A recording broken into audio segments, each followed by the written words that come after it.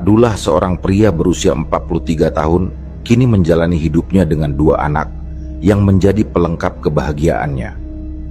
Namun perjalanan hidupnya tidak selalu mudah.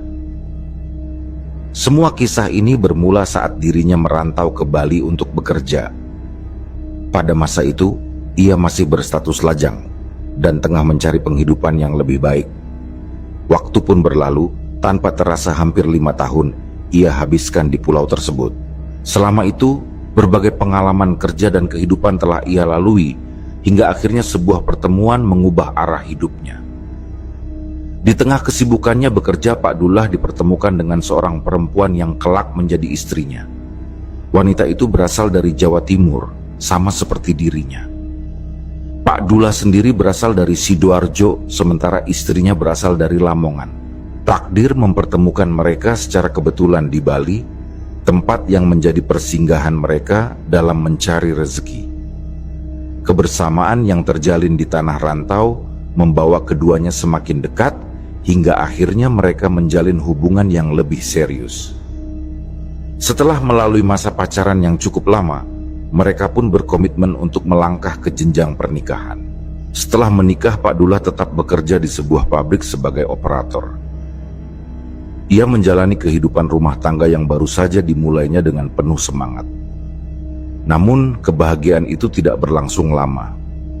Tak lama setelah pernikahannya menginjak 5 hingga 6 bulan, sebuah kabar buruk datang menghampirinya. Pabrik tempatnya bekerja mengalami penurunan produksi yang signifikan sehingga harus melakukan pengurangan karyawan. Situasi ini membuat Pak Dullah merasa gelisah. Ia sadar bahwa tanggung jawabnya semakin besar, terlebih kini ia telah berkeluarga. Kebingungan melanda pikirannya, memaksanya untuk segera mencari solusi. Dalam ketidakpastian itu, ia berdiskusi dengan istrinya. Mereka mempertimbangkan berbagai pilihan, apakah harus mencari pekerjaan di tempat lain atau mencoba bertahan di pabrik meski kondisinya semakin sulit. Pak Dullah berusaha mencari pekerjaan di berbagai tempat, namun keberuntungan belum berpihak kepadanya. Keadaan semakin mendesak hingga akhirnya sebuah ide muncul dalam percakapannya dengan sang istri. Mereka mulai memikirkan kemungkinan untuk membuka usaha sendiri. Selama ini, hasil kerja kerasnya telah menghasilkan sejumlah tabungan yang cukup untuk dijadikan modal awal. Namun mereka masih ragu, karena belum tahu usaha apa yang sebaiknya mereka jalankan. Ketika mereka terus berdiskusi mencari solusi, sang istri mengingat bahwa mereka memiliki seorang kerabat yang sudah lama menjalankan usaha makanan di Bali. Usaha tersebut adalah warung Lamongan yang cukup terkenal. Dari ide itulah, mereka mulai mempertimbangkan untuk mencoba peruntungan di bidang kuliner. Atas dasar niat dan tekad yang kuat, mereka pun memutuskan untuk menemui paman yang mengelola usaha tersebut. Pak Dullah dan istrinya menyampaikan maksud kedatangan mereka, yakni ingin belajar bagaimana cara memulai dan menjalankan usaha kecil di bidang kuliner. Namun, respons yang diberikan oleh pamannya di luar dugaan. Alih-alih hanya memberikan ilmu, pamannya menawarkan Pak Dullah untuk bekerja di warung tersebut sebagai karyawan. Ia menjelaskan bahwa dengan bekerja langsung, Pak Dullah tidak hanya akan belajar teori, tetapi juga memahami seluk-beluk usaha secara praktis. Tawaran itu pun langsung disambut baik oleh Pak Dullah. Ia merasa mendapat rezeki tak terduga. Niat awalnya hanya ingin belajar, namun justru mendapatkan pekerjaan yang bisa menjadi batu loncatan bagi usahanya kelak. Pamannya telah menjalankan usaha tersebut selama lebih dari 10 tahun dan memiliki 6 orang karyawan. Dengan bergabungnya Pak Dullah, ia pun harus memulai dari bawah. Awalnya ia hanya diberikan tugas sederhana seperti mencuci piring dan membersihkan peralatan dapur. Namun, seiring berjalannya waktu, ia mulai belajar cara membersihkan ikan dan ayam, serta memahami proses persiapan bahan baku. Meski pekerjaan ini terasa berat, ia tetap menjalaninya dengan tekad yang kuat. Sementara itu istrinya pun ingin ikut serta dalam proses belajar, terutama dalam hal meracik bumbu. Ia mengutarakan keinginannya kepada pamannya, yang kemudian mengizinkannya untuk mempelajari cara meracik bumbu khas Lamongan. Sang istri merasa beruntung karena berasal dari keluarga yang sudah terbiasa dengan masakan khas Lamongan. Ia pun semakin percaya diri untuk memperdalam ilmu memasak. Pak Dullah dan istrinya pun semakin tekun dalam belajar dengan harapan suatu hari nanti mereka bisa membuka usaha sendiri. Selama lebih dari 1 tahun, Pak Dullah bekerja di warung Lamongan milik pamannya. Ia belajar banyak hal, mulai dari manajemen usaha, pengelolaan bahan baku, hingga cara melayani pelanggan dengan baik. Setelah merasa cukup memahami seluk-beluk usaha, pamannya menyarankan agar Pak Dullah mulai membuka usaha sendiri. Pamannya menekankan bahwa langkah pertama yang harus dilakukan adalah mencari lokasi yang strategis.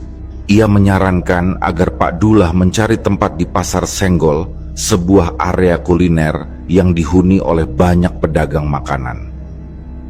Mendengar saran itu, Pak Dullah dan istrinya mulai berkeliling mencari lokasi yang sesuai. Akhirnya, mereka menemukan sebuah tempat yang cocok di wilayah utara Lapangan Banteng. Lokasi tersebut tidak terlalu jauh dari tempat tinggal mereka di Tuban. Setelah mendapatkan tempat yang diinginkan, mereka pun segera menyusun rencana. Mereka mulai membeli peralatan yang dibutuhkan untuk usaha, meski dengan jumlah yang masih terbatas. Mereka menyadari bahwa modal yang mereka miliki harus dikelola dengan bijak, agar usaha mereka bisa berjalan dengan lancar, tanpa menghabiskan seluruh tabungan di awal. Setelah persiapan selesai, mereka memutuskan untuk membuka warung pada hari Senin, tepatnya di malam Selasa. Di hari pertama, pelanggan yang datang masih sedikit, hanya sekitar 10 orang. Namun, mereka tidak berkecil hati. Mereka terus berusaha memberikan pelayanan terbaik, dengan harapan pelanggan akan bertambah seiring waktu. Dalam beberapa bulan pertama, jumlah pelanggan mulai meningkat secara perlahan. Dari yang awalnya hanya 10, kemudian menjadi 20, hingga akhirnya mencapai 30 pelanggan per hari. Dalam waktu 4 hingga 5 bulan, usaha mereka mulai menunjukkan perkembangan yang signifikan. Meskipun keuntungan yang didapat belum cukup untuk menabung, mereka sudah mulai bisa mengelola modal dengan lebih baik. Setiap harinya, jumlah porsi yang mereka siapkan terus bertambah, dari 20 menjadi 30 dan seterusnya. Hingga akhirnya, setelah 1 tahun berjalan, mereka mampu menyediakan hingga 50 porsi per hari. Peningkatan ini tentu menjadi pencapaian luar biasa bagi mereka. Dari titik itu, semangat Pak Dullah dan istrinya semakin berkobar. Mereka merasa usaha yang dirintis dengan penuh perjuangan akhirnya mulai menunjukkan hasil. Tak hanya mengandalkan pengalaman yang mereka miliki, tetapi juga tetap menerima bimbingan dari paman istri yang telah lebih dulu berkecimpung dalam dunia usaha kuliner. Paman itu sering datang, mengamati perkembangan warung mereka, memberikan masukan, serta membantu menyelesaikan berbagai kendala yang mungkin dihadapi. Kehadiran paman tersebut menjadi dorongan tersendiri bagi mereka, seolah-olah ada seseorang yang selalu siap memberikan dukungan dan arahan agar usaha ini terus berkembang. Pak Dullah merasakan betapa nikmatnya memiliki usaha sendiri. Ia menyadari bahwa kebebasan yang dirasakannya kini jauh berbeda dibandingkan saat masih bekerja di pabrik. Tidak ada lagi batasan waktu yang ketat atau perintah dari atasan yang harus selalu dipatuhi. Semua keputusan kini ada di tangannya sendiri, mulai dari bagaimana mengatur waktu hingga bagaimana mengelola bisnis agar semakin maju. Ia dan istrinya merasa bahwa inilah jalan terbaik yang telah mereka pilih. Tak terasa, 3 tahun berlalu sejak mereka pertama kali membuka warung. Selama kurun waktu tersebut, usaha mereka berkembang pesat. Pelanggan semakin banyak, omset terus meningkat, dan kehidupan mereka pun menjadi lebih stabil. Warung mereka yang hanya buka di sore hari selalu dipenuhi pembeli. Setiap pukul 5 sore, mereka harus sudah bersiap di lokasi, memastikan semua perlengkapan dalam kondisi siap pakai. Mengingat masjid yang cukup jarang di sekitar tempat usaha mereka mengandalkan patokan waktu untuk memastikan bahwa sebelum azan maghrib berkumandang, semua sudah dalam keadaan siap.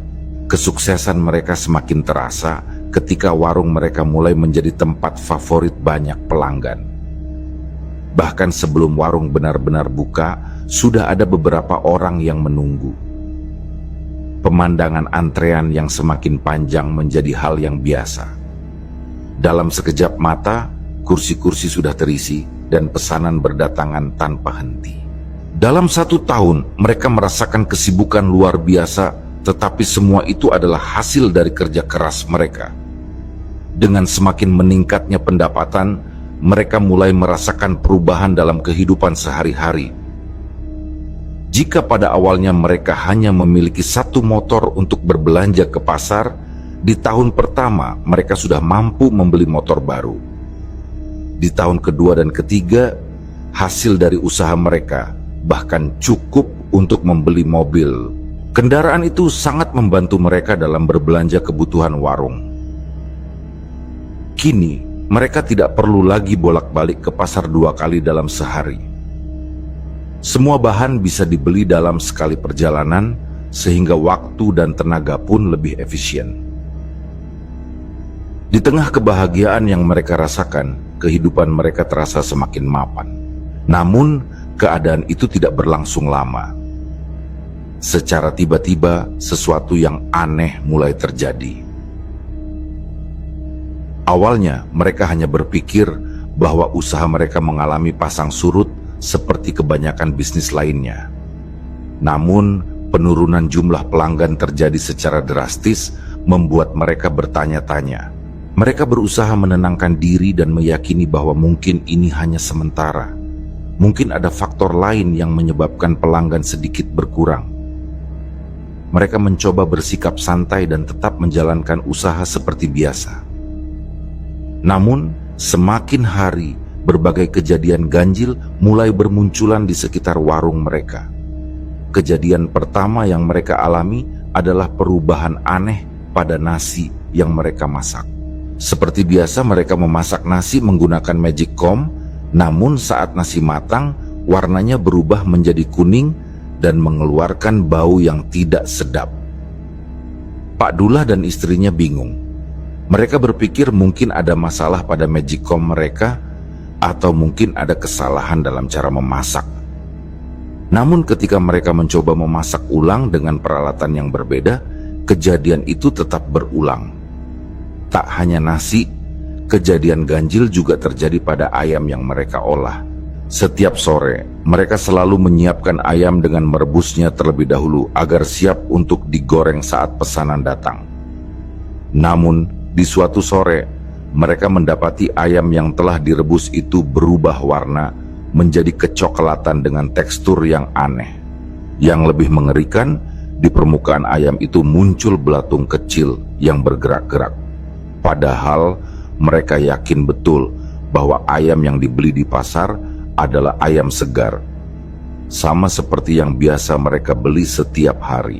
Pak Dullah mulai merasa ada sesuatu yang tidak beres. Namun, ia tetap berusaha berpikir logis.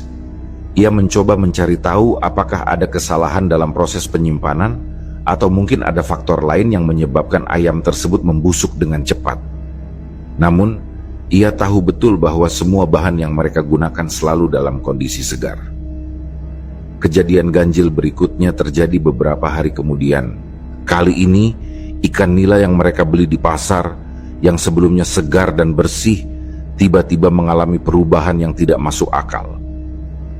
Setelah mereka membumbuinya dengan bumbu kuning khas pecel lele, ikan itu justru mengeluarkan warna hitam dengan tekstur yang aneh. Seolah-olah ada bintik-bintik kecil yang muncul di permukaannya. Kejadian ini membuat mereka semakin ketakutan. Keganjilan demi keganjilan terus terjadi, Dan yang paling mengkhawatirkan adalah jumlah pelanggan yang semakin berkurang. Dari yang sebelumnya selalu ramai dan bahkan ada yang mengantri sebelum warung dibuka, kini warung mereka tampak sepi. Jika biasanya dalam satu malam mereka bisa melayani puluhan pelanggan, kini bahkan hingga pukul 7 malam belum ada satupun pembeli yang datang. Saat akhirnya ada pelanggan yang datang, jumlahnya bisa dihitung dengan jari. Dalam satu malam, mereka hanya mampu menjual 10 porsi makanan, angka yang sangat kecil dibandingkan sebelumnya. Pak Dullah dan istrinya mulai merasa ada yang tidak beres. Mereka bertanya-tanya, apakah ini hanya kebetulan atau ada sesuatu yang terjadi di luar kendali mereka. Untuk sementara, mereka mencoba mengurangi jumlah bahan yang mereka beli agar tidak terbuang sia-sia. Namun, meskipun mereka sudah mengurangi stok, tetap saja ada makanan yang tidak terjual. Daripada membuangnya, mereka memilih untuk memberikan makanan yang tersisa kepada tetangga di kontrakan mereka. Hal ini berlangsung hampir setiap hari, dan mereka semakin khawatir bahwa ada sesuatu yang mengganggu usaha mereka. Seiring berjalannya waktu, Pak Dullah dan istrinya mulai memperhatikan sesuatu yang terasa janggal. Awalnya, mereka tidak terlalu mempermasalahkan jika ada beberapa pelanggan yang tidak menghabiskan makanannya. Namun, ketika hampir setiap pelanggan hanya menyendok makanan beberapa kali lalu meninggalkannya, mereka mulai bertanya-tanya. Biasanya, makanan mereka selalu disantap dengan lahap oleh pembeli. Namun kini, piring-piring yang ditinggalkan hampir selalu menyisakan banyak makanan. Nasi hanya tersentuh beberapa sendok, sementara lauknya nyaris tidak disentuh sama sekali. Meskipun demikian, mereka masih mencoba berpikir positif. Mereka berusaha meyakinkan diri bahwa mungkin saja para pelanggan sedang tidak berselera makan atau ada faktor lain yang membuat mereka kehilangan nafsu makan. Mereka tidak ingin langsung berburuk sangka dan memilih untuk tetap fokus menjalankan usaha mereka seperti biasa. Namun, ketika kejadian ini terus berulang selama beberapa hari, rasa khawatir pun mulai muncul. Puncaknya terjadi saat mereka sedang menyiapkan sambal. Seperti biasa, mereka menggiling cabai dan bahan lainnya menggunakan blender, lalu menyimpannya dalam toples bening yang tertutup rapat agar tetap higienis. Biasanya aroma sambal yang baru dibuat akan terasa kuat dan menggugah selera. Namun kali ini sesuatu yang aneh terjadi. Ketika mereka membuka tutup toples untuk mengecek sambal, bau menyengat yang tidak biasa langsung menyeruak. Bukan aroma cabai yang segar dan menggoda, melainkan bau amis yang begitu menyengat hingga membuat mereka merasa mual. Pak Dullah dan istrinya saling berpandangan, bingung dengan apa yang sedang terjadi. Mereka memastikan kembali apakah ada kesalahan dalam proses pembuatan sambal, tetapi semua bahan yang digunakan masih sama seperti sebelumnya. Tidak ingin mengambil risiko, mereka memutuskan untuk tidak menjual sambal tersebut dan memilih menutup warung mereka hari itu. Mereka ingin memastikan bahwa semua bahan yang digunakan benar-benar dalam kondisi baik sebelum kembali berjualan keesokan harinya. Keesokan harinya mereka mencoba membuka warung seperti biasa. Namun, jumlah pelanggan yang datang tetap tidak mengalami perubahan.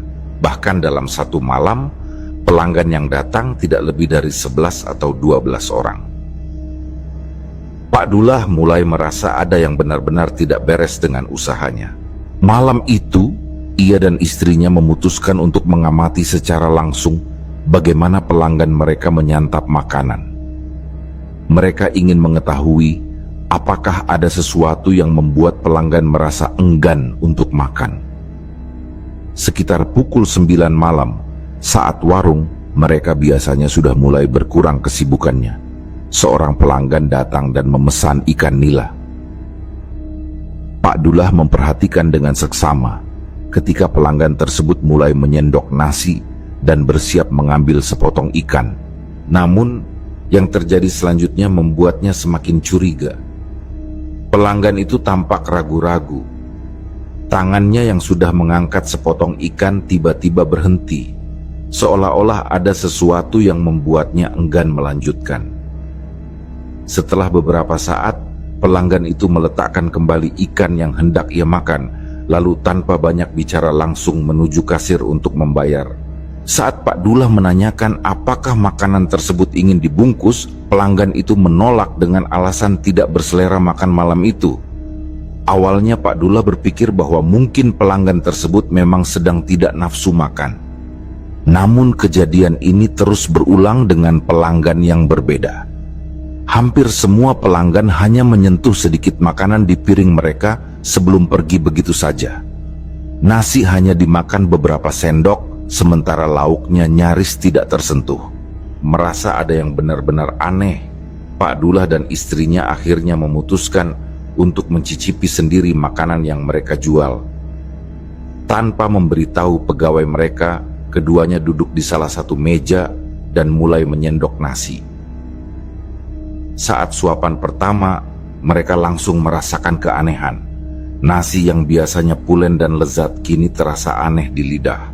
Tidak hanya itu, ketika mereka mencoba ikan yang sudah matang, sesuatu yang jauh lebih mengejutkan terjadi. Begitu ikan itu diletakkan di piring, mereka melihat sesuatu yang membuat bulu kuduk mereka meremang. Di atas permukaan ikan yang tampak renyah itu, tiba-tiba muncul belatung-belatung kecil yang menggeliat seakan baru saja keluar dari dalamnya. Pak Dullah langsung meletakkan kembali sendoknya, sementara istrinya yang sudah mencicipi sedikit sambal tiba-tiba meringis. Ia mengatakan bahwa sambal itu tidak lagi terasa seperti sambal, melainkan seperti sesuatu yang lebih mirip tanah atau bahkan air comberan. Keduanya terdiam, saling berpandangan dengan ekspresi ketakutan. Mereka menyadari bahwa apa yang terjadi ini bukan sekadar kesalahan dalam pengolahan makanan. Ada sesuatu yang jauh lebih besar, sesuatu yang berada di luar kendali mereka. Meski dilanda ketakutan, mereka berusaha untuk tetap bertahan. Mereka berharap bahwa semua ini hanyalah kebetulan atau mungkin ada penjelasan logis di balik semua kejadian ini. Namun, semakin hari keadaan justru semakin buruk.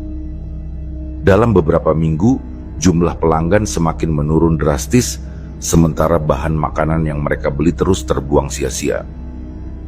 Mereka pun mulai mengalami kesulitan finansial. Untuk bisa tetap bertahan, mereka terpaksa mulai menjual barang-barang berharga mereka. Motor yang dulu mereka beli dengan hasil kerja keras akhirnya dijual untuk menutupi biaya operasional warung. Namun, meskipun mereka telah berhemat, situasi tetap tidak membaik. Setiap hari makanan yang mereka siapkan tetap tidak laku, dan mereka hanya bisa membagikannya kepada tetangga. Namun sesuatu yang lebih mengejutkan terjadi. Saat mereka memberikan makanan kepada tetangga di kontrakan, salah satu tetangga mereka mengatakan bahwa ayam yang diberikan sudah berbau busuk dan terasa lengket, seolah-olah sudah basi selama berhari-hari. Padahal ayam itu baru saja mereka olah dan terlihat segar saat dimasak. Mendengar hal ini, Pak Dullah dan istrinya semakin khawatir. Mereka mulai merasa bahwa apa yang mereka alami bukanlah kejadian biasa. Keadaan semakin sulit hingga akhirnya mereka terpaksa menjual mobil yang selama ini menjadi kebanggaan mereka. Pada titik ini, mereka benar-benar hampir menyerah. Semua yang telah mereka bangun perlahan-lahan hancur tanpa mereka tahu penyebab pastinya. Di tengah keputusasaan, mereka memutuskan untuk meminta bantuan kepada paman istri Pak Dullah. Mereka menceritakan semua kejadian aneh yang terjadi di warung mereka, mulai dari perubahan warna dan bau makanan, pelanggan yang tiba-tiba kehilangan selera makan, hingga makanan yang membusuk secara tidak wajar. Paman mereka mendengarkan dengan seksama, lalu memberikan sebuah saran yang cukup mengejutkan. Paman itu menyarankan agar mereka menemui seorang Pak Kiai di daerah Denpasar. Ia mengatakan bahwa mungkin saja ada sesuatu yang mengganggu usaha mereka, sesuatu yang tidak bisa dijelaskan secara logika. Dalam kondisi yang sudah begitu sulit, Pak Dullah dan istrinya pun akhirnya setuju untuk menemui Pak Kiai tersebut. Ketika mereka tiba di kediaman Pak Kiai, mereka disambut dengan penuh kehangatan. Setelah mendengar keluh kesah mereka, Pak Kiai itu memberikan sebuah sarana berupa sebotol air laut yang telah didoakan. Ia meminta agar air tersebut disiramkan di sekitar warung mereka sebelum mereka mulai berjualan. Air itu harus disebarkan, tidak hanya di dalam warung, tetapi juga di area tempat pelanggan duduk dan bahkan di sekitar gerobak tempat mereka memasak. Setelah menerima air laut dari Pak Kiai, Pak Dullah dan istrinya berencana mengikuti petunjuk yang diberikan. Mereka ingin memastikan bahwa sebelum warung dibuka, tempat mereka berjualan sudah dibersihkan dan disiram dengan air tersebut. Namun di tengah kesibukan mempersiapkan warung, Pak Dullah justru lupa membawa air itu. Hari itu istrinya menunggu di warung, sementara ia bergegas pulang untuk mengambilnya. Namun ketika ia kembali, waktu sudah berlalu cukup lama dari jam buka yang seharusnya. Karena merasa sudah terlambat, mereka memutuskan untuk menyimpan air itu di gerobak terlebih dahulu dan merencanakan untuk menggunakannya keesokan harinya. Malam itu, mereka tetap berjualan seperti biasa, namun sesuatu yang aneh kembali terjadi. Warung mereka benar-benar sepi. Meskipun di Pasar Senggol ada beberapa pedagang pecel lele lainnya, jumlahnya sekitar 5 atau 6 pedagang, mereka tetap mendapatkan pelanggan. Sementara itu warung Pak Dullah justru sama sekali tidak dikunjungi oleh siapapun. Pak Dullah hanya bisa duduk termangu memikirkan apa yang sedang terjadi. Ia mencoba meyakinkan dirinya bahwa mungkin saja ini hanya kebetulan. Namun dalam hati kecilnya ia berharap bahwa petunjuk yang diberikan Pak Kiai akan membuahkan hasil. Keesokan harinya mereka mulai melaksanakan saran yang diberikan. Mereka menyapu warung lebih dulu, memastikan tidak ada kotoran yang tersisa, lalu mulai menyiramkan air laut tersebut ke seluruh area tempat mereka berjualan. Tidak hanya di dalam warung, tetapi juga di sekitar gerobak dan tempat duduk pelanggan. Air dalam botol itu harus dihabiskan seluruhnya, seperti yang diinstruksikan oleh Pak Kiai. Malam itu mereka kembali berjualan dengan harapan bahwa situasi akan berubah. Namun yang terjadi justru semakin membuat mereka bingung. Pelanggan yang biasanya mengantre sebelum warung dibuka tetap tidak ada. Pak Dullah hanya bisa duduk termenung di bangku kosong, mengamati warungnya yang sepi. Dia tidak mengerti apa yang salah. Perasaan putus asa mulai menggerogoti hatinya. Ia teringat masa-masa ketika warung ini masih ramai, ketika mereka bisa membeli apapun yang mereka butuhkan, dan ketika kehidupannya terasa begitu stabil. Namun, sekarang semuanya telah berubah. Motor yang dulu mereka gunakan untuk belanja kini telah terjual, begitu pula mobil yang dulu mereka banggakan. Bahkan perhiasan istrinya pun terpaksa dijual untuk mempertahankan usaha mereka. Dalam keadaan melamun, tatapan Pak Dullah tiba-tiba tertuju pada sesuatu yang aneh di dekat gerobaknya. Di bawah gerobak tampak sebuah bungkusan kecil berwarna putih yang sebelumnya tidak ada. Ia mengerutkan dahi, mencoba mengingat apakah sebelumnya ada benda seperti itu di sana. Ia segera memanggil istrinya dan bertanya apakah ia melihat bungkusan tersebut saat membersihkan warung tadi. Namun istrinya menggeleng mengatakan bahwa saat menyapu tadi tidak ada apapun di sana. Mereka saling berpandangan, mulai merasa bahwa ini bukan hal yang biasa. Setelah ragu sejenak, mereka memutuskan untuk memeriksa bungkusan itu. Pak Dullah tidak ingin mengambilnya dengan tangan kosong, sehingga ia mencari sebatang kayu untuk membuka ikatan yang mengikat bungkusan tersebut. Saat kain pembungkusnya mulai terbuka, mereka berdua langsung terkejut. Di dalamnya terdapat rambut kusut yang bercampur dengan tanah berwarna kehitaman. Ada juga serpihan tulang kecil yang bentuknya tidak bisa mereka kenali. Selain itu, beberapa bunga layu yang sudah mengering turut terselip di dalamnya. Namun, yang paling membuat mereka merinding adalah sebuah benda kecil yang tidak bisa mereka identifikasi. Benda itu tampak seperti patung, namun bentuknya tidak jelas dan terasa menyeramkan. Pak Dullah dan istrinya terdiam.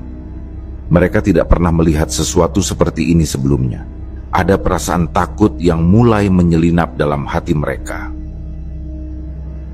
Kini, mereka menyadari bahwa semua kejadian aneh yang mereka alami mungkin bukan sekadar kebetulan.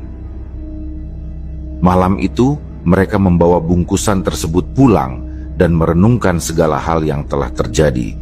Istrinya tampak begitu terpukul, sementara Pak Dullah sendiri berusaha keras untuk tetap berpikir jernih. Mereka mulai mempertanyakan apakah ini penyebab dari semua kesulitan yang mereka alami selama ini. Keesokan harinya, tanpa berpikir panjang, mereka membawa bungkusan tersebut kembali ke Pak Kiai yang sebelumnya mereka temui. Setibanya di sana, Pak Kiai itu menatap bungkusan tersebut dengan ekspresi yang sulit diartikan.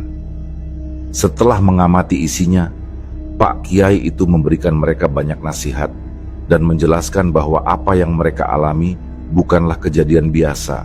Akhirnya Pak Kiai tersebut meminta mereka untuk membakar bungkusan itu di hadapannya. Pak Dullah dan istrinya mengikuti perintah tersebut.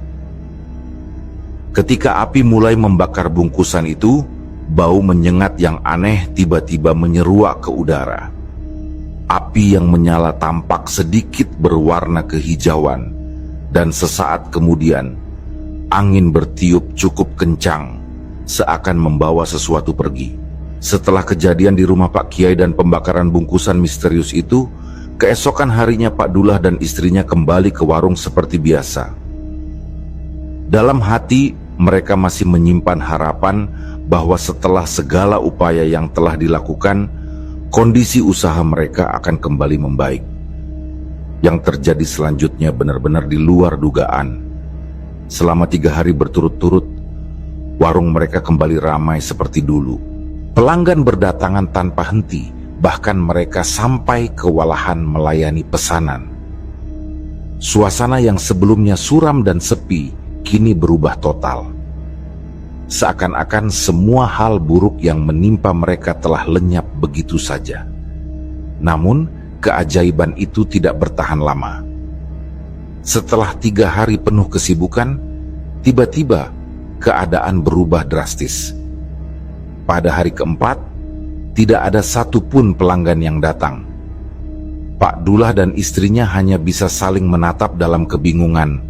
Mereka mencoba bertahan, tetap membuka warung setiap hari, berharap bahwa keadaan ini hanyalah fluktuasi biasa dalam dunia usaha. Namun, seiring waktu berjalan, keadaan justru semakin memburuk. Hingga hari ke-10, mereka benar-benar tidak lagi mampu untuk membeli bahan dagangan. Semua simpanan telah habis, bahkan mereka masih memiliki utang di beberapa tempat, termasuk di bank dan kepada teman-teman mereka. Keadaan yang dulu terasa begitu stabil kini berubah menjadi beban yang menyesakkan dada. Pak Dullah mulai merasakan keputusasaan yang begitu mendalam. Ia hanya bisa duduk termenung, memikirkan nasibnya yang seakan-akan jatuh ke dalam jurang tanpa dasar. Tidak hanya kehilangan usahanya, ia juga merasa kehilangan harapan. Mencari pekerjaan baru pun bukan hal yang mudah, terlebih setelah sekian lama terbiasa menjadi seorang pengusaha. Dalam kebingungan yang tiada henti, istrinya mengutarakan sesuatu yang tidak pernah terlintas di benaknya sebelumnya. Seorang teman istrinya menyarankan agar mereka pergi ke Jawa untuk mencari jalan keluar. Ketika Pak Dullah bertanya tujuan dari perjalanan itu, istrinya menjelaskan bahwa temannya memiliki kenalan seorang pedagang sembako yang usahanya sangat laris. Pedagang itu diduga mendapatkan penglarisan dari suatu tempat di Jawa Timur, dan ia menyarankan agar mereka mencoba hal yang sama. Mendengar hal tersebut, Pak Dullah sempat terdiam. Ia memang pernah mendengar istilah pesugihan, namun tidak pernah benar-benar memikirkannya secara serius. Awalnya ia merasa ragu, tetapi dalam kondisi yang begitu putus asa, ia mulai mempertimbangkan saran itu. Apalagi temannya sendiri telah membuktikan bahwa metode tersebut berhasil membuat usaha tetap ramai dan bertahan lama.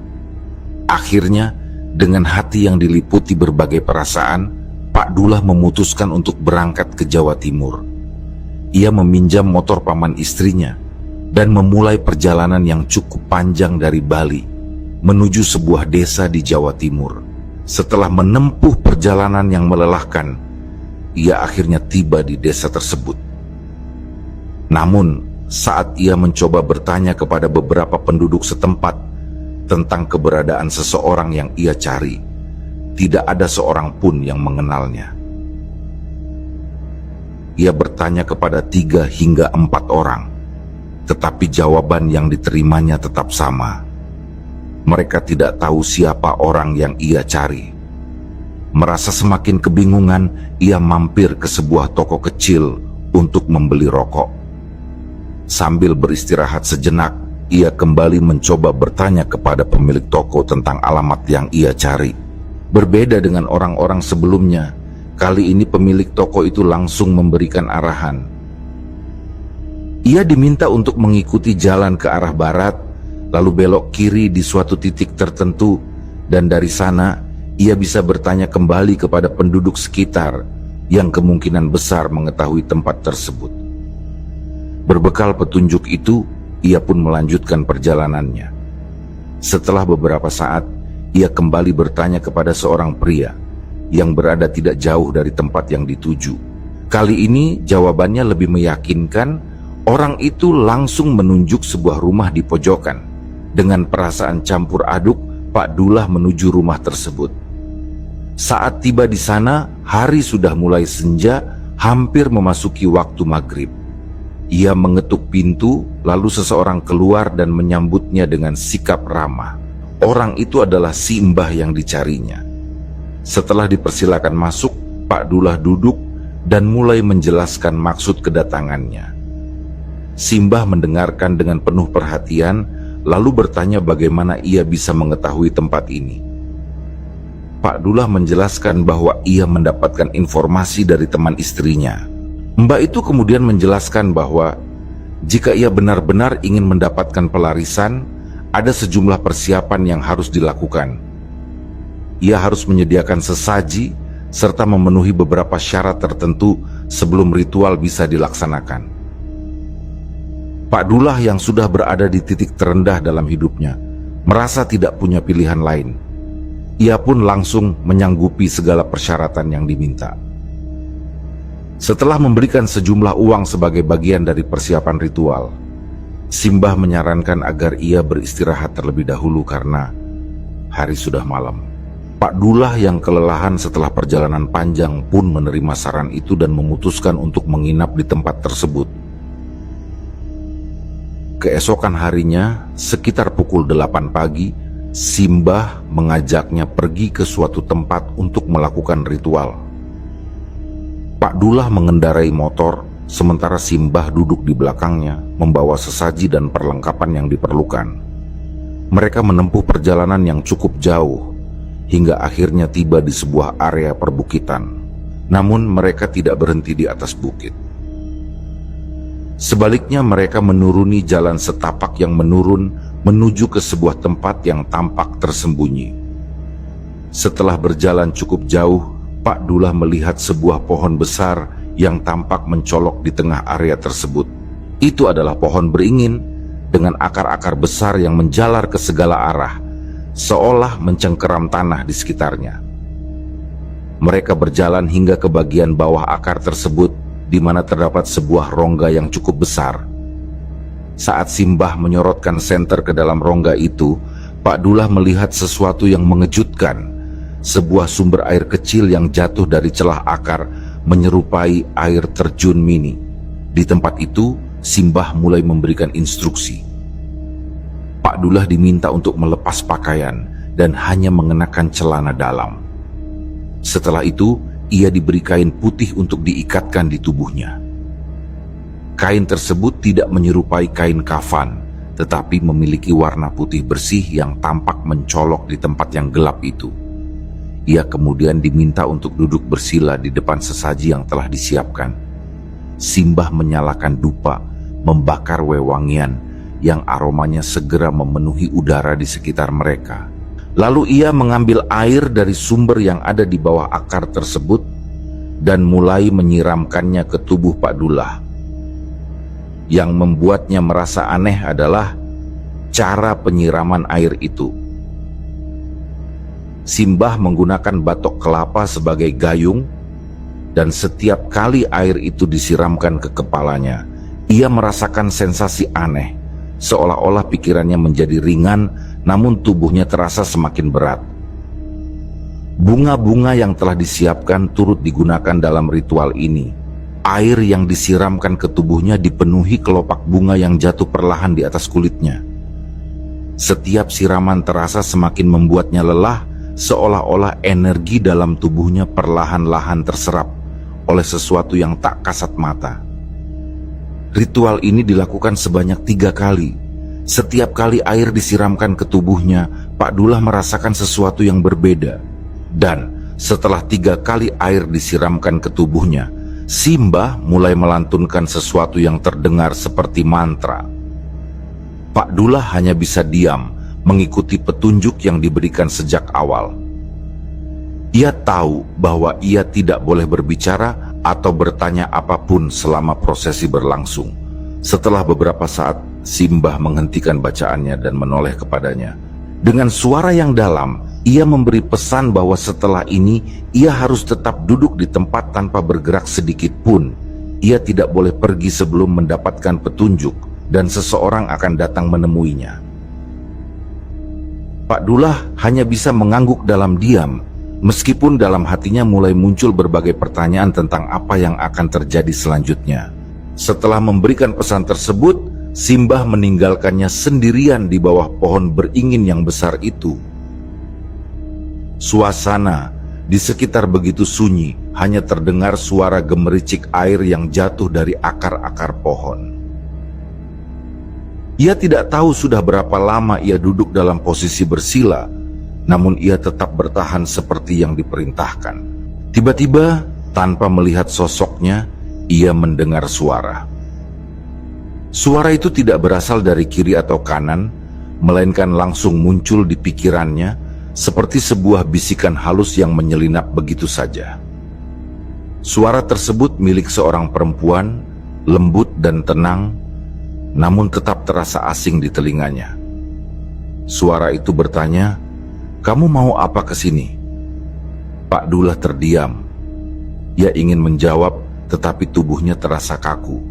Namun, tanpa disadarinya, mulutnya mulai bergerak sendiri, seakan ada sesuatu yang mengendalikan ucapannya.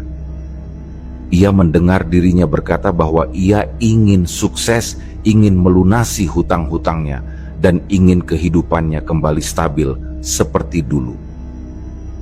Setelah ia mengungkapkan keinginannya, suara itu kembali terdengar. "Baik, kalau begitu ulangi saja usahamu seperti biasa. Aku akan membantumu." Pak Dullah masih tidak bisa memahami sepenuhnya apa yang sedang terjadi, tetapi lagi-lagi tanpa kendali, mulutnya mengucapkan kata-kata yang tidak ia rencanakan. Ia mendengar dirinya sendiri mengucapkan terima kasih dalam bahasa Jawa, meskipun ia merasa tidak berniat untuk mengatakannya. Setelah itu, suasana kembali sunyi. Tidak ada suara lagi, hanya keheningan yang mendominasi tempat itu. Ia tetap diam, mengikuti petunjuk Simbah. Hingga beberapa menit kemudian, ia merasakan sebuah sentuhan di pundak kirinya. Tepukan itu dilakukan 3 kali. Ia tidak berani menoleh, tetapi kemudian ia mendengar suara Simbah yang memanggilnya. Dengan nada tenang, Simbah mengatakan bahwa ritualnya telah selesai dan mereka bisa kembali pulang. Pak Dullah pun segera beranjak dari tempatnya, mengikuti Simbah kembali ke rumahnya. Sesampainya di rumah Simbah, ia langsung ditanya mengenai pengalaman yang ia alami selama ritual berlangsung. Ia menceritakan bahwa Ia mendengar suara perempuan yang berbicara kepadanya, meskipun ia tidak bisa melihat sosoknya. Simbah mengangguk pelan, tampak tidak terkejut dengan ceritanya. Setelah itu, Simbah menunjukkan 2 jirigen berisi air yang telah diambil dari sumber mata air di bawah akar pohon tadi. Pak Dullah tidak menyadari kapan air itu diambil. Simbah kemudian menjelaskan bahwa air tersebut harus digunakan dengan cara tertentu. Pak Dullah diminta untuk menyiramkan air itu di sekitar tempat usahanya sebelum membuka kembali warungnya. Selain itu, air itu juga harus dicampurkan ke dalam makanan yang akan dijual, baik dalam proses memasak nasi maupun saat merebus ikan. Namun, ada satu hal yang sangat ditekankan oleh Simbah. Ia mengingatkan bahwa air ini tidak boleh dikonsumsi oleh keluarganya sendiri. Pak Dullah dan istrinya harus memastikan bahwa air yang telah dicampurkan ke dalam makanan hanya dikonsumsi oleh pembeli, bukan oleh mereka atau siapapun dari keluarga mereka. Simbah juga memberitahunya bahwa air tersebut harus habis sepenuhnya sebelum Jumat pagi. Ia harus memastikan bahwa saat matahari terbit di hari Jumat, semua air sudah digunakan. Selain itu, ia diminta untuk kembali ke tempat itu pada malam Sabtu Kliwon berikutnya untuk melakukan ritual lanjutan. Pak Dullah hanya bisa mengangguk, menyanggupi semua petunjuk yang diberikan. Dalam benaknya, ia hanya berpikir bahwa ini adalah satu-satunya kesempatan yang dimilikinya untuk mengembalikan kehidupannya yang telah hancur. Sebelum ia berangkat pulang, Simbah kembali memanggilnya dan mengingatkan sesuatu yang penting. Ia harus membuat janji kepada tempat tersebut sebelum mulai menyiramkan air. Ia harus menyatakan dengan jelas apa yang akan ia berikan sebagai bentuk balasan jika usahanya berhasil kembali. Pak Dullah terdiam sejenak mendengar permintaan itu. Namun dalam pikirannya yang sudah terdesak oleh keadaan, ia hanya mengangguk dan menyatakan bahwa ia akan memenuhi semua yang diminta. Setelah itu ia berpamitan dan segera kembali ke rumahnya di Bali. Sesampainya di rumah, ia langsung menceritakan semua kejadian yang ia alami kepada istrinya. Mereka berdua duduk lama dalam diam, merenungkan apa yang harus mereka lakukan selanjutnya. Pada akhirnya, mereka tidak punya pilihan lain selain mencoba petunjuk yang diberikan. Modal mereka sudah benar-benar habis dan satu-satunya harapan adalah memulai kembali usaha mereka dengan bantuan dari paman istrinya. Beruntung, pamannya memahami kondisi mereka. Ia melihat betapa keras usaha mereka untuk bertahan dan merasa iba dengan keadaan mereka yang kini benar-benar terpuruk. Dengan penuh keikhlasan, ia memberikan mereka pinjaman modal agar bisa kembali berdagang. Dengan modal yang diberikan, Pak Dullah dan istrinya mulai mempersiapkan warung mereka yang sudah lama terbengkalai. Mereka membersihkan tempat itu dengan seksama, memastikan semuanya dalam kondisi siap untuk digunakan kembali. Setelah warung mereka dibersihkan dengan seksama, keesokan paginya Pak Dullah dan istrinya mulai berbelanja seperti biasa. Mereka memastikan bahwa semua bahan yang mereka beli dalam kondisi segar dan siap diolah. Namun dalam benaknya, Pak Dullah terus mengingat pesan Simbah mengenai air yang diberikan kepadanya. Air tersebut harus habis dalam 35 hari dan setelahnya ia harus kembali ke tempat ritual tepat pada malam Sabtu Kliwon seperti yang telah dilakukan sebelumnya. Sepulang dari pasar, ia sempatkan untuk mendatangi warung sebelum jam buka. Dengan hati-hati ia menyiramkan air itu di sekitar area tempat mereka berjualan mengikuti instruksi yang diberikan. Ia tidak menuangkan air dalam jumlah besar, hanya mencipratkannya sedikit demi sedikit di berbagai sudut warung. Selain itu, air itu juga dicampurkan ke dalam makanan yang akan mereka jual, mulai dari nasi, ikan, ayam, hingga bumbu kuning yang digunakan dalam masakan. Ketika sore tiba, mereka mulai membuka warung seperti biasa. Dalam hati, Pak Dullah berdoa agar usaha ini kembali berjaya. Saat menyiramkan air sebelumnya, ia sempat mengingat pesan Simbah tentang pentingnya membuat janji atau nazar. Dalam benaknya, ia berniat bahwa jika warung ini kembali sukses, ia akan menyembelih 1 ekor sapi sebagai bentuk rasa syukur dan persembahan kepada tempat yang telah membantunya. Ia merasa bahwa dengan melakukan ini, ia telah mengikuti semua petunjuk yang diberikan. Saat malam tiba, sesuatu yang luar biasa terjadi. Warung mereka kembali ramai seperti dulu. Satu persatu pelanggan berdatangan, hingga dalam waktu singkat pesanan terus mengalir tanpa henti. Bahkan saat mereka masih memasak, sudah ada pelanggan yang menunggu. Mereka tidak memiliki waktu untuk beristirahat karena pesanan terus datang silih berganti. Pada malam pertama mereka kehabisan stok pukul 9 malam. Malam berikutnya karena melihat tingginya permintaan, mereka menambah jumlah stok. Namun tetap saja habis lebih cepat dari yang diperkirakan. Dari hari ke hari, warung mereka semakin ramai, bahkan lebih ramai dari sebelumnya. Pelanggan mulai menyebarkan kabar bahwa masakan mereka adalah yang paling enak di antara pedagang lainnya. Namun, dengan kesuksesan yang mereka raih, muncullah rasa iri dari para pedagang lain di Pasar Senggol. Beberapa di antaranya mulai mempertanyakan mengapa warung Pak Dullah bisa begitu laris dalam waktu singkat. Ia mendengar berbagai selentingan yang mengatakan bahwa masakannya memiliki cita rasa berbeda yang tidak dimiliki oleh pedagang lain. Namun, ia tidak terlalu memikirkan hal itu. Ia hanya ingin tetap fokus menjalankan usahanya. Seiring berjalannya waktu, usaha mereka semakin berkembang pesat. Dalam kurun waktu 1 tahun, mereka mulai bisa membeli kembali motor dan mobil yang sebelumnya telah mereka jual. Memasuki tahun kedua, kesuksesan mereka bahkan melampaui pencapaian awal mereka.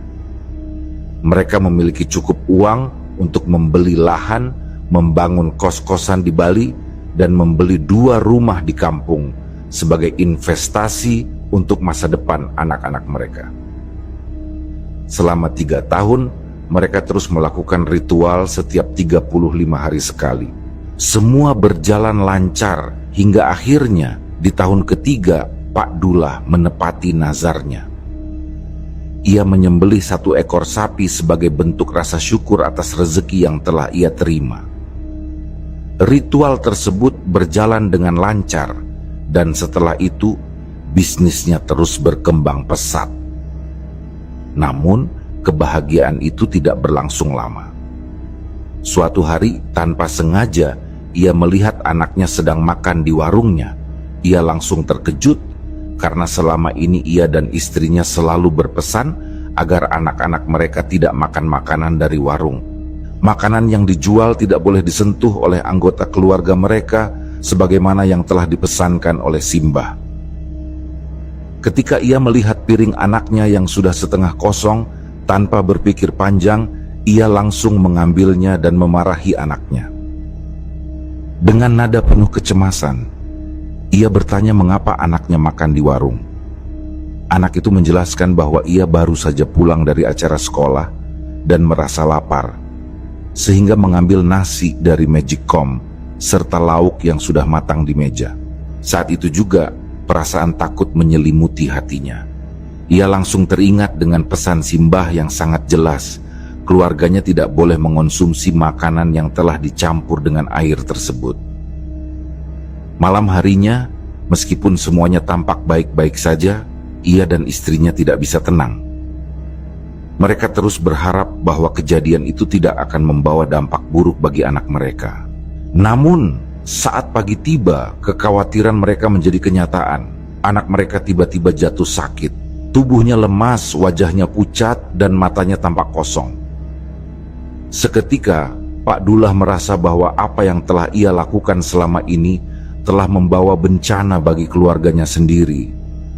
Tanpa berpikir panjang, ia segera membawa anaknya ke tempat Simbah, berharap mendapatkan pertolongan. Ketika ia tiba di sana, Simbah hanya menggelengkan kepala dan berkata bahwa ia telah melanggar pantangan yang telah diberikan. Ia menjelaskan bahwa karena aturan itu telah dilanggar, maka ada akibat yang harus ditanggung. Pak Dullah memohon agar anaknya diselamatkan dan Simbah akhirnya bersedia melakukan ritual penyembuhan. Malam itu, anaknya dimandikan di sumber air yang sama dengan harapan bisa menghilangkan dampak buruk yang telah terjadi. Pak Dullah pun ikut menjalani ritual pemandian itu. Setelah prosesi selesai, kondisi anaknya sedikit membaik, tetapi tetap tidak seperti sebelumnya. Sekembalinya ke Bali, Pak Dullah mulai memperhatikan perubahan dalam diri anaknya. Anak yang dulunya ceria, kini sering melamun dan lebih banyak diam. Ia tidak lagi seaktif dulu, seolah-olah ada sesuatu yang berubah dalam dirinya. Bersamaan dengan itu, warung mereka yang sebelumnya selalu ramai mulai mengalami penurunan jumlah pelanggan. Seminggu pertama masih berjalan normal, tetapi memasuki minggu ketiga, warung itu mulai sepi. Ia merasa bahwa semuanya mulai berantakan seperti karma yang datang kepadanya. Saat itu ia mulai menyadari bahwa semua ini adalah akibat dari pilihannya sendiri.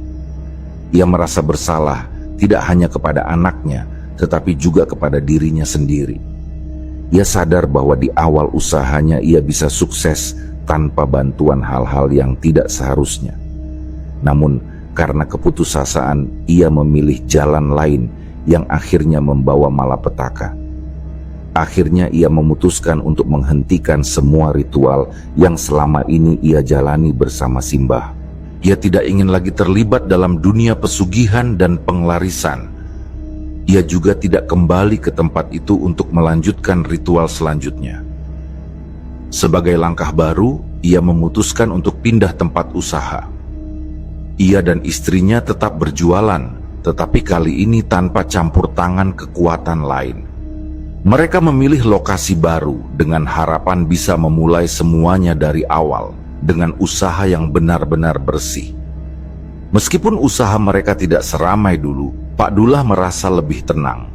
Ia tidak lagi dihantui rasa takut dan penyesalan yang terus-menerus mengikutinya. Ia dan istrinya sepakat untuk menjalani hidup mereka dengan apa adanya tanpa harus mencari jalan pintas yang berujung pada bencana.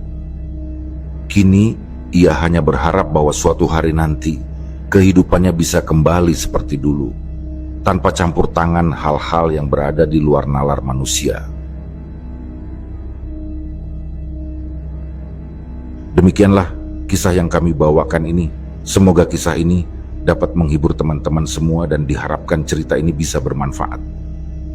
Baiklah, terima kasih untuk teman-teman yang telah mendengarkan cerita ini dan juga yang telah mendukung channel ini. Semoga kebaikan yang dilakukan teman-teman dibalas oleh Allah Subhanahu wa Ta'ala dengan hal-hal yang lebih baik dan lebih bermanfaat dalam kehidupan. Saya mohon maaf apabila ada kesalahan dalam perkataan ataupun pengucapan dalam menceritakan kisah ini. Sampai jumpa lagi di kisah kami berikutnya. Semoga sehat dan sukses selalu untuk kita semua.